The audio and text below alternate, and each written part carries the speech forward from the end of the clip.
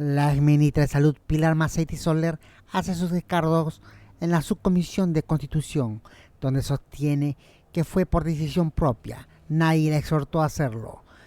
Explicó el avance de su gestión, los tratos que hicieron, donde para nada favoreció a Sinopharm. Y sobre su vacunación lo hizo sin pensar. Fue un error, pero fue para mantener la continuidad y la lucha, sostuvo. Aquí el video. Tiene el uso de la palabra la denunciada Pilar Elena Massetti Soler y su defensa por un plazo de 15 minutos que puede compartir con su abogado defensor. Tiene el uso de la palabra, señora Massetti. Muchas gracias, congresista Pérez. Señoras y señores congresistas y demás personas que nos acompañan, muy buenos días. ¿Me escuchan ustedes bien? ¿Sí? Perfecto.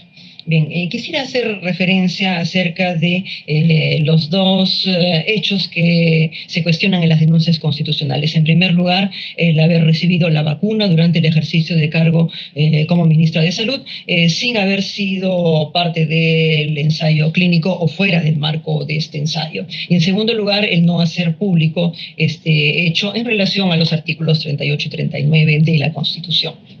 Quisiera mencionar, en primer lugar, que la decisión de vacunarme fue mi decisión, únicamente mi decisión. Ninguna persona, ningún funcionario de los que han estado trabajando en el ministerio hasta hace poco ha influido en mi decisión. Ninguna empresa ha influido en mi decisión. Fue una decisión propia, motivada por la situación tan compleja que estamos viendo en este momento, con una cantidad importante de funcionarios que estaban enfermando cada vez más y donde solamente quedábamos unos cuantos en pie en el despacho ministerial. Y por otro lado, que no solamente nos hemos ocupado de las vacunas, hemos tenido que prever desde varios meses atrás, todos los días de la semana y durante largas horas, junto con un equipo de funcionarios tremendamente trabajador y que no ha dejado de lado absolutamente nada para poder trabajar y cumplir con el Estado y proteger a la población peruana, se ha conseguido el sacar adelante cantidad de equipos de ventilación asistida. Como nunca, en pocos meses hemos llegado hasta tener 2.800 equipos de ventilación asistida dedicados únicamente a COVID, independientemente de las otras cosas. Hemos negociado igualmente la adquisición de oxígeno y hemos buscado diferentes alternativas, incluidas en el extranjero, para poder paliar la situación del oxígeno. Hemos contratado cerca de 44.000 trabajadores que no estaban dentro del sistema y hemos buscado que los trabajadores que eran parte del sistema tuvieran, a pesar de las dificultades iniciales en este segundo momento, gran cantidad de EPPs, hasta el punto que hemos tenido nosotros hasta rechazo de algunas regiones que nos han dicho no nos envíen más EPP porque no tenemos ya dónde poner más. De tal manera que hemos cautelado que lo que pasó en el primer momento no sucediera en la magnitud en que sucedió ese primer momento ahora. Igualmente, quiero mencionar algunos detalles con respecto a esto de la vacunación. Punto número 1. Hay dos grupos de vacunas. El ensayo clínico y para los investigadores y personal relacionado. Esto es parte de un contrato absolutamente privado entre la empresa Sinopharm y la Universidad Peruana Cayetano Heredia.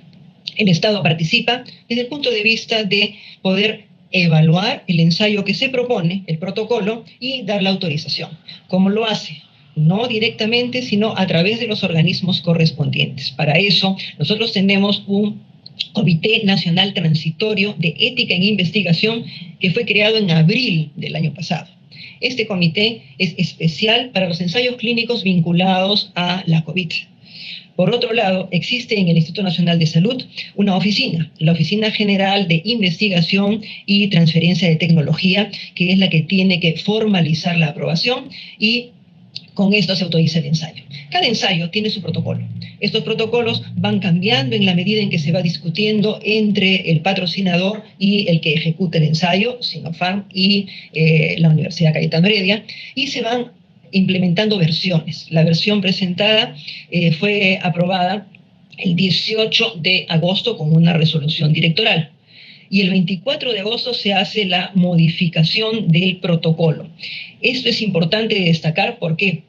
porque al momento de presentar esa modificación dice que se amplía las medidas tendientes a evitar el contagio y otras palabras, y para hacerlo corto, se enviará un lote adicional de 3.200 vacunas para ser administradas voluntariamente, es decir, con conocimiento de los riesgos, al equipo de investigación y personal relacionado. Cada uno asume su propio riesgo. Bajo ese criterio de equipo de investigación y personal relacionado, ingresó un lote adicional de vacunas.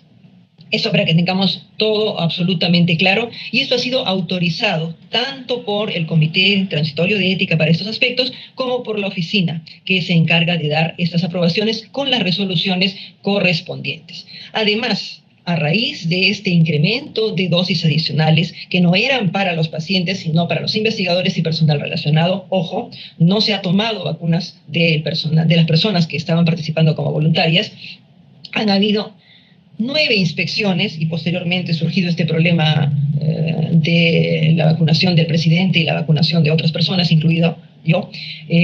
Se han efectuado antes de esto 9 inspecciones. En ninguna de esas inspecciones se ha objetado el uso de las vacunas, se ha visto algún inconveniente con las listas, se ha cuestionado la definición de personal relacionado. Porque el kit del asunto es quién es el personal relacionado en el grupo de estas vacunas. En ese sentido, también el hecho de que al tomar la decisión de vacunarme en estas condiciones de grandes conflictos de enfermedad de todo el mundo y de una segunda ola que estaba creciendo en forma tremendamente rápida, en realidad la vacunación que he recibido se ha aplicado luego de la aprobación de la vacuna en su país de origen. Punto número 1. Punto número 2. Ya se había firmado en septiembre, el 18 de septiembre, el contrato con COVAX Facility, que implica vacuna Pfizer e implica vacuna de AstraZeneca. ¿Okay? Yo me vacuné el día 12 de enero la primera dosis. 12 de enero la primera dosis. Por consiguiente, en septiembre ya se había firmado. Igualmente, se firmó el contrato con AstraZeneca para 14 millones de vacunas, 14 millones 40 mil de vacunas, el 31 de diciembre.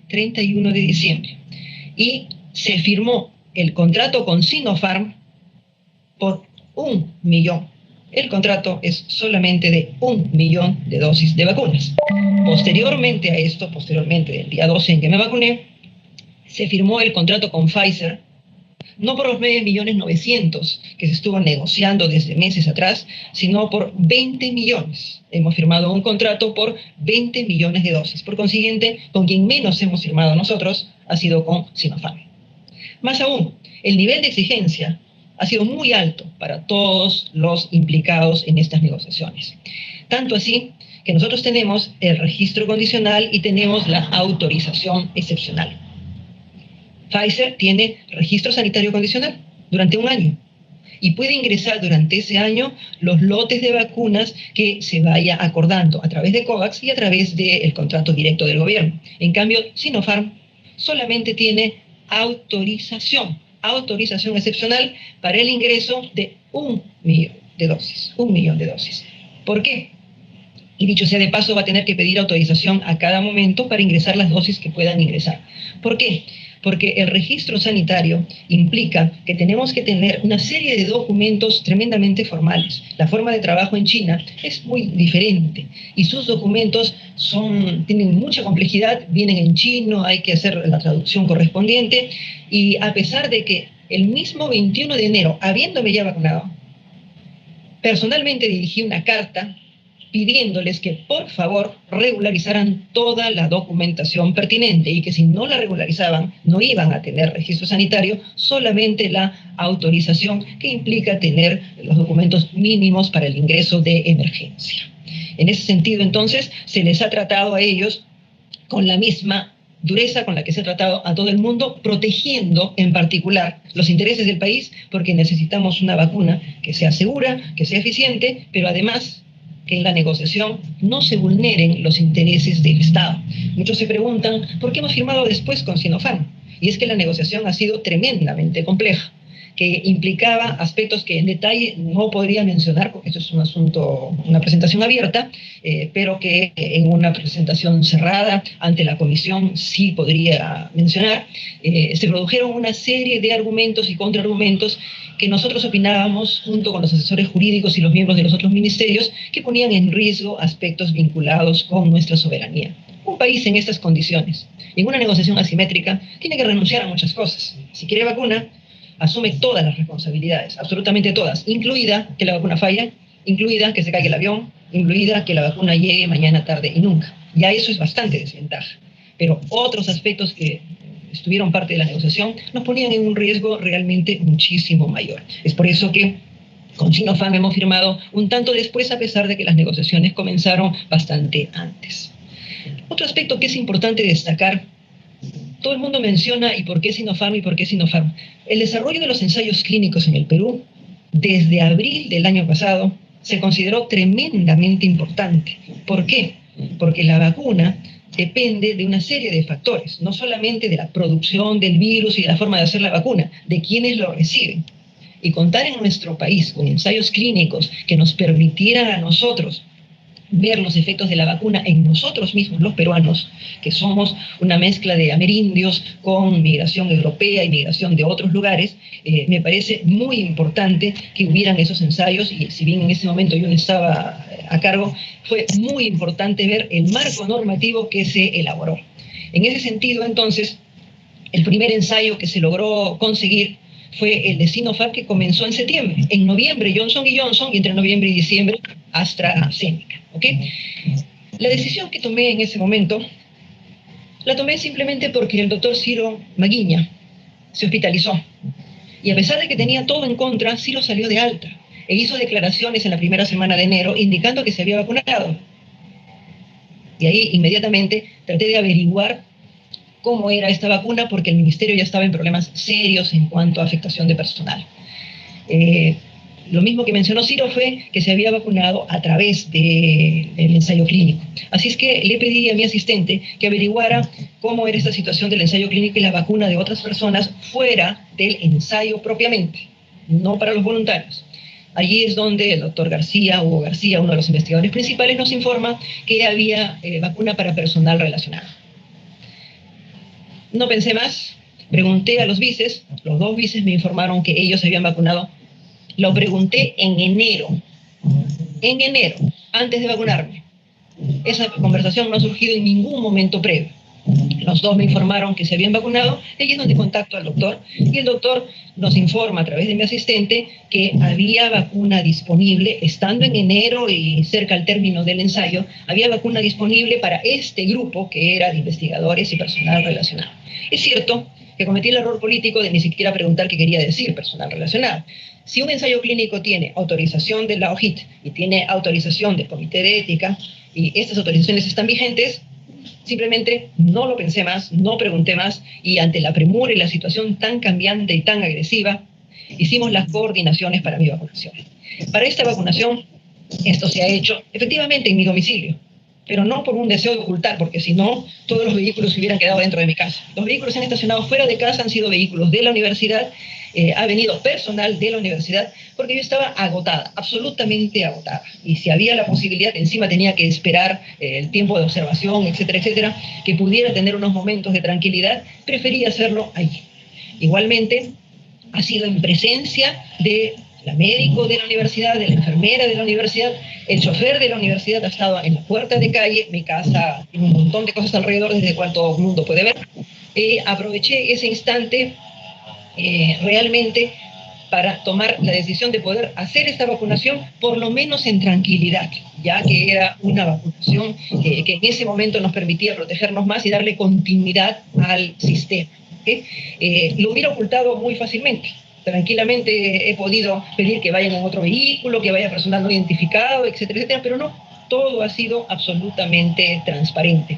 Como ven ustedes, todavía queda de esta vacuna, no se ha aplicado y se sigue guardando. Por consiguiente, no hemos tomado vacuna de ninguna otra persona y además nos hemos asegurado en el transcurso de firmar todos los contratos necesarios y organizar la aplicación de la vacuna en el Ministerio de Salud y en entidades que están relacionadas. Me parece a mí que no he actuado de ninguna manera de forma impropia, mucho menos de forma ilegal y mucho menos de forma dolosa. Soy consciente del error político que he cometido. Como soy médico y me dicen que la vacuna está dentro del protocolo y yo sé que hay normas dentro de los protocolos para autorizar esto, estaba autorizada mi aplicación. Por consiguiente, me apliqué la vacuna para poder mantener la continuidad de todos. Un minuto para tener terminar, señora tranquilidad. Macetti.